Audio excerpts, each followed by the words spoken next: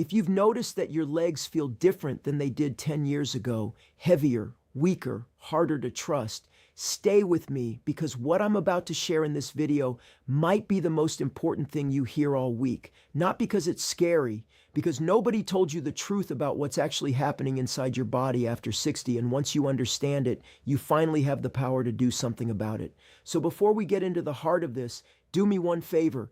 Drop a comment right now and tell me, which leg feels weaker, left or right? You'd be surprised how many people are going to say the exact same thing as you. I want to see those answers below while we go through this together. Let's start with what everyone talks about. When most people think about aging legs, they think about arthritis. They think about bad knees, worn cartilage, stiff joints, and yes, those things are real. But here's the thing, they are not the main reason your legs are losing strength. They're a symptom of something deeper, something that happens silently, years before you feel any pain, years before any doctor flags it on a routine checkup. The real guilt has a name. It's called sarcopenia. Sarcopenia is the progressive loss of skeletal muscle mass and muscle function that comes with age. And I want you to really sit with that word for a second, progressive. It doesn't happen overnight. It happens slowly, quietly, over years. The medical community has known about this for decades, but the way it's talked about, or rather not talked about, in regular conversations between doctors and patients is almost criminal. Here's what happens inside your legs specifically. You have two main types of muscle fibers. Type 1, which are slow twitch fibers, are your endurance fibers. They help you walk, stand for long periods, maintain balance. They hold up relatively well with age. But type 2, fast twitch fibers, are a completely different story. These are your power fibers. These are the fibers that catch you when you trip. These are the fibers that let you rise from a chair without using your hands. These are the fibers that make your legs feel solid and strong. After your mid-30s, your body begins losing fast twitch muscle fibers at a rate most people never anticipate. By the time you're 60, you may have lost anywhere from 30 to 40% of them compared to your peak. By 70, that number climbs higher, and by 80, some people have lost more than half. This isn't weakness you should just accept. This is a biological process that can be slowed, halted, and in many cases genuinely reversed, but you have to understand it first. Now here's the part that nobody talks about, and I mean nobody. It's not just about losing muscle fibers. What's happening is a complete systemic breakdown of the communication between your nervous system and your muscles. Think of your muscles like an orchestra. Your brain is the driver. The nerves are the instruments. When you're young, that orchestra plays in perfect sync. Every signal your brain sends fires instantly, precisely, powerfully. But as you age, motor neurons, the nerve cells that tell your muscles to contract, begin to die off. And when a motor neuron dies, the muscle fibers it was connected to go silent. They don't immediately disappear, but they stop working. They go offline. The surviving motor neurons try to pick up the slack. They reach out and reconnect to those orphan fibers, but the connection is never quite as clean, never as fast, never as powerful. The orchestra starts missing notes. Timing gets off. The music gets quiet. This is why falls become more dangerous after 60. This is why recovery from a stumble becomes slower.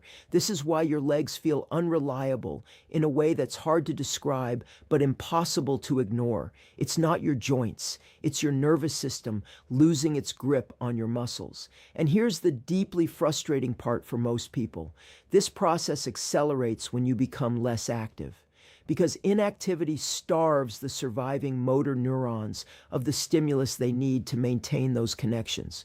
Your body, in its brutal efficiency, interprets an inactive muscle as one that no longer needs to be serviced.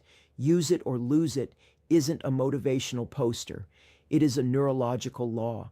But let me go even deeper, because there's a hormonal piece to this that most doctors will completely skip over. Testosterone, estrogen, growth hormone. These are the three main anabolic hormones, the hormones responsible for building and maintaining muscle tissue. All three decline significantly after 60. And the muscles of your legs, which are some of the largest and most hormonally sensitive muscles in your entire body, feel that decline more acutely than almost anywhere else. Testosterone isn't just a male hormone. Women have it too, and they need it too, just at lower levels. After menopause, women experience a sharp drop in both estrogen and testosterone. This hormonal shift directly accelerates muscle loss in the thighs, calves, and hip stabilizers. That's why so many women suddenly notice their legs feeling less powerful in their early to mid-60s, even if they've been reasonably active their whole lives. For men, testosterone declines more gradually, about 1 to 2% per year starting in their early 30s. But by 60, that adds up to a 25 to 30% reduction from peak levels. Combined with lower growth hormone production, the body's ability to repair and rebuild muscle after stress is significantly compromised. What does this mean practically?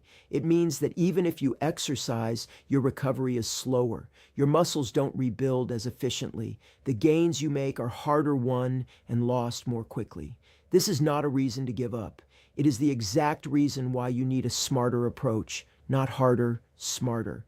Now let's talk about something that rarely gets connected to leg weakness, but the research is absolutely clear on this: inflammation. Chronic low-grade inflammation, what scientists sometimes call inflammation, a combination of inflammation and aging, is one of the most destructive forces in an aging body, and your legs are on the front lines. When inflammation runs chronically elevated, it activates pathways in your body that break down muscle protein. One of the key molecules involved is called TNF-alpha, tumor necrosis factor alpha. Don't get lost in the name. What matters is what it does. It signals your body to break down muscle tissue. It interferes with insulin's ability to deliver glucose into your muscle cells. It undermines the very process of muscle repair. What drives chronic inflammation after 60? Several things: poor sleep, a diet high in processed foods and refined sugars, excess visceral fat, the fat stored deep around your organs, especially around the belly, chronic stress, and critically, inactivity itself. There is a vicious cycle here that traps millions of people. Weak legs make movement harder. Less movement makes inflammation worse. Worse inflammation accelerates muscle loss, and more muscle loss makes the legs weaker still. Around and around it goes, and most people never even realize they're caught in it. Breaking that cycle is possible, but it requires understanding that you're not just dealing with one problem. You're dealing with an interconnected web of causes: motor neuron loss, hormonal decline, chronic inflammation, protein metabolism changes, and nervous system degradation. They all feed each other, and they all respond when you address them intelligently. Let's talk about protein, because this one surprises people. If you're eating the same amount of protein as you did in your 40s, you are almost certainly not eating enough anymore. The aging body becomes less efficient at using dietary protein to build and repair muscle. Scientists call this anabolic resistance. Your muscle cells become less responsive to the signals that protein normally triggers. Studies suggest that after 60, you need somewhere between 1.2 and 1.6 grams of protein per kilogram of body weight per day just to maintain existing muscle mass. Most people are eating half that, not because they're not trying, but because nobody told them the rules changed. And it's not just quantity, it's distribution. Research shows that spreading protein intake across 3 to 4 meals is significantly more effective than eating most of your protein in one large meal. Your muscles can only use so much at one sitting. Anything beyond that threshold isn't stored as muscle. It's broken down and excreted. So the old habit of a small breakfast, a modest lunch, and a giant protein-heavy dinner is particularly inefficient for older adults. There's also the quality of protein to consider. Leucine is an amino acid that acts as a direct trigger for muscle protein synthesis. It's the key that starts the engine. Leucine-rich proteins, eggs, whey protein, red meat, chicken, fish, are your most powerful tools for fighting muscle loss. Plant proteins tend to have lower leucine content and lower overall bioavailability, which doesn't mean you can't maintain muscle on a plant-based diet, but it does mean you likely need to eat more total protein and be more deliberate about combining sources. Here's something I want you to think about for a moment. Do you know the feeling when you're walking downstairs and your knee suddenly trembles just for a fraction of a second? Or when you stand up from a low chair and your legs feel like they're working against you? Or when you trip on a crack in the sidewalk and your first thought isn't embarrassment, it's fear? That fear is not irrational. Falls are the leading cause of injury-related death in adults over 65 in the United States. 1 in 4 Americans over 65 will fall this year. 20% of those falls will result in a serious injury, a broken hip, a traumatic brain injury, a fracture that begins a cascade of health problems that years later people trace back to that one moment. But here's what I need you to hear. That fear, that trembling, that instability is not inevitable. It is the result of specific addressable deficits. Balance is a skill. It can be trained. Leg strength is a tissue. It can be rebuilt. Reaction time, the split-second ability to catch yourself before you fall, is a neuromuscular quality. It can be improved. The older adults who maintain their independence into their 70s, 80s, and even 90s are not genetically lucky. Most of them are doing specific things consistently, purposefully, that preserve the exact systems we've been talking about. And those things are not complicated. They are not expensive. They don't require a gym membership or a personal trainer or a medical prescription. They require knowledge and they require consistency. Let's talk about what actually works. Resistance training, not marathon running, not hour-long walks, as valuable as those are for cardiovascular health. Resistance training, the kind that challenges your muscles against a load, is the single most evidence-backed intervention for reversing sarcopenia and rebuilding leg strength at any age. You don't need heavy weights. Research out of McMaster University found that lifting lighter loads to the point of muscular fatigue produces essentially the same muscle-building stimulus as heavy loads in older adults. What matters is the effort, working the muscle close to its limit, not the absolute weight on the bar or in your hands. For the legs specifically, the most functional exercises are the ones that mirror real-life movements. Sit to stand from a chair is essentially a bodyweight squat. It directly trains the quad strength needed to rise from furniture and toilets safely. Step-ups, stepping onto a low platform and back down, train single leg strength and balance simultaneously, which is exactly what walking and stair climbing require. Calf raises build the muscles that propel you forward with every step and absorb force when you land. 2 to 3 sessions per week, 12 to 15 repetitions per set, working close to fatigue. That's the minimum effective dose, and studies consistently show measurable improvements in leg strength, walking speed, and balance in as little as 8 to 12 weeks when this protocol is followed. Balance training is the second piece, and it's criminally underutilized. Your balance system is a collaboration between 3 inputs: your vision, your vestibular system in your inner ear, and your proprioceptive system, the network of sensors in your muscles, tendons, and joints that tell your brain where your body is in space. All 3 decline with age, but all 3 respond to training. Something as simple as standing on one foot for 30 seconds while holding a counter or wall starts rebuilding proprioceptive pathways. Tandem walking, placing one foot directly in front of the other as if walking a tightrope, challenges your balance system in ways that normal walking doesn't. Tai Chi, which has been studied extensively for fall prevention, has been shown to reduce fall risk by up to 47% in older adults. Not because it builds raw strength, but because it trains the coordination and reaction time your legs need to respond when the ground isn't where you expect it. Then there is the walking piece. And I want to be specific here because not all walking is equal. Slow, leisurely walking maintains a baseline. It's good. It's far better than sitting. But if you want to actually stimulate your fast twitch muscle fibers, the ones most responsible for fall prevention and leg power, you need to occasionally walk fast as you comfortably can. Intervals of brisk walking, even just 1 to 2 minutes at a time, interspersed with your normal pace, recruit fast twitch fibers in a way slow walking simply doesn't. There's a metric called usual walking speed that researchers use as a powerful predictor of health and longevity in older adults. Several large studies have shown that people who walk faster live longer.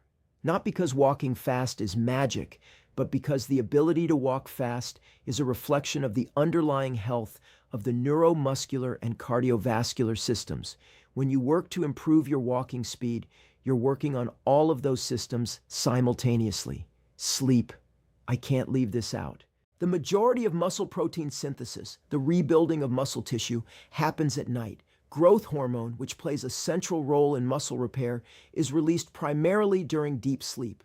When you sleep poorly, your muscles don't get the recovery signals they need. Chronic sleep deprivation is directly associated with accelerated muscle loss. Adults over 60 often have disrupted sleep architecture, less time in deep sleep, more nighttime awakenings. Some of this is normal aging, but much of it is addressable. Sleep hygiene practices, managing alcohol intake, which fragments sleep structure, managing light exposure, getting enough physical activity during the day to drive sleep pressure at night. 7 to 9 hours with enough time in deep sleep for growth hormone to do its work is not a luxury for older adults. It is a recovery essential. And finally, vitamin D. Not because it's trendy, because the evidence is overwhelming. Vitamin D receptors exist in muscle tissue throughout your body, including your legs. Vitamin D plays a direct role in muscle protein synthesis and in the fast twitch fiber function we talked about earlier. Deficiency, which is shockingly common in adults over 60, particularly in northern latitudes or people who spend most of their time indoors, is directly associated with muscle weakness, impaired balance, and increased fall risk. Getting your vitamin D levels tested is simple, a blood test. If you're deficient, supplementation under a doctor's guidance can significantly impact your muscle function. This is not a small thing.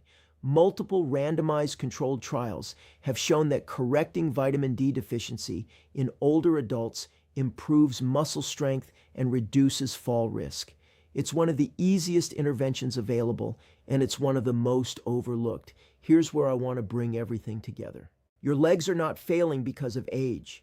Your legs are responding to a set of biological processes that accelerate when you're uninformed and when you're inactive. And that's slow dramatically when you understand what's happening and respond intelligently. Motor neuron loss is real. You can't stop it entirely, but resistance training preserves the connections that remain and builds compensatory strength that protects you.